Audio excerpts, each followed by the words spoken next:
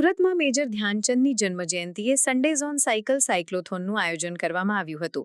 Athwalines police parade ગ્રાઉન્ડથી શરૂ થયેલી આ સાયક્લોથોન વ્હાઇટ જંકશન સુધી યોજાઈ હતી, જેમાં સુરત શહેરના નાગરિકો મોટી સંખ્યામાં ઉત્સાહભેર જોડાયા હતા. આ કાર્યક્રમનો મુખ્ય ઉદ્દેશ લોકોની શારીરિક તંદુરસ્તી અને રમતગમત પ્રત્યે જાગૃત કરવાનો હતો.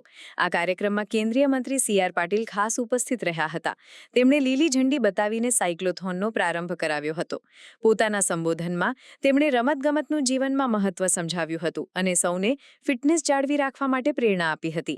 આ ઉપરાંત સ્થાનિક અગ્રણીઓ અને વહીવટી અધિકારીઓએ પણ આ સાયક્લોથોનમાં ભાગ લીધો હતો, જેનાથી કાર્યક્રમ વધુ સફળ બન્યો હતો. આ પ્રકારના આયોજનોથી શહેરના લોકોમાં રમતગમતની ભાવના વધુ મજબૂત થાય છે. યુવાનો અને વડીલો સૌએ સાથે મળીને સાયકલ ચલાવીને મેજર ધ્યાનચંદની શ્રદ્ધાંજલિ અર્પી હતી. આ સાયક્લોથોનથી પ્રેરિત થઈને ભવિષ્યમાં વધુ નાગરિકો નિયમિત કસરત અને રમતગમતને પોતાના જીવનનો ભાગ બનાવશે તેવી અપેક્ષા રાખવામાં આવી રહી છે. માનનીય પ્રધાનમંત્રી શ્રી નરેન્દ્ર મોદી સાહેબ દ્વારા 29મી ઓગસ્ટના દિવસે મેજર ધ્યાનચંદના સન્માનમાં યુવાનોને ફિટનેસ માટેના આ કાર્યક્રમની શરૂઆત કરવામાં આવી છે. સાયકલિંગ એ દરેક રીતે શરીરને ઉપયોગી થઈ શકે છે. તેને એક માનસિક શાંતિ પણ મળે છે. પોતાની જાત સાથે વિચાર કરી શકે છે વ્યક્તિ. એની ચયન પયનની જે પ્રક્રિયા છે એમાં પણ સારો સુધારો જોવા મળે છે. એના સ્નાયુઓ પણ મજબૂત થાય છે અને યુવાનોને પોતે એનો આત્મવિશ્વાસ પણ આમાં વધે છે.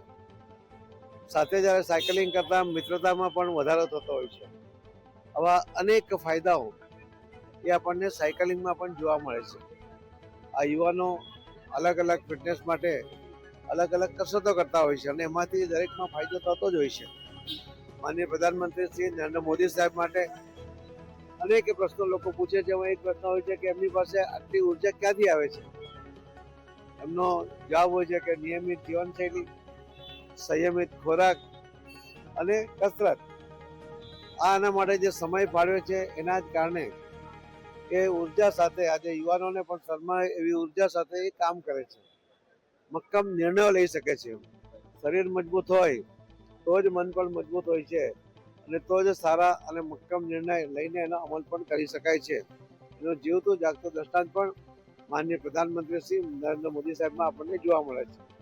એટલા જ માટે આજે ખૂબ મોટી સંખ્યામાં સુરત શહેરની અંદર યુવાનો દ્વારા, દીકરીઓ બહેનો દ્વારા અને પોલીસના અધિકારી અને કર્મચારીઓ દ્વારા જે સાયકલની આજે અહીંયા સાયક્લોથોન યોજવામાં આવી છે એમાં મહાનગરપાલિકાના પણ કર્મચારીઓ અધિકારીઓ જોડાયા છે. કલેક્ટર કચેરીના પણ કર્મચારી અધિકારીઓ જોડાયા છે અને સ્વયંભૂ ખૂબ મોટી સંખ્યામાં જે લોકો અને યુવાનો જોડાયા છે એ જોતા લાગે છે કે સુરત શહેર ફક્ત ખાણીપીણી માટે નહીં પરંતુ એ તંદુરસ્તીની પણ એ ચિંતા કરતું થયું છે અને એના જ માટે આવા કોઈ પણ પ્રયોગોમાં યુવાનો ઉત્સાહભેર ઉલટભેર એમાં ઉમટી પડે છે.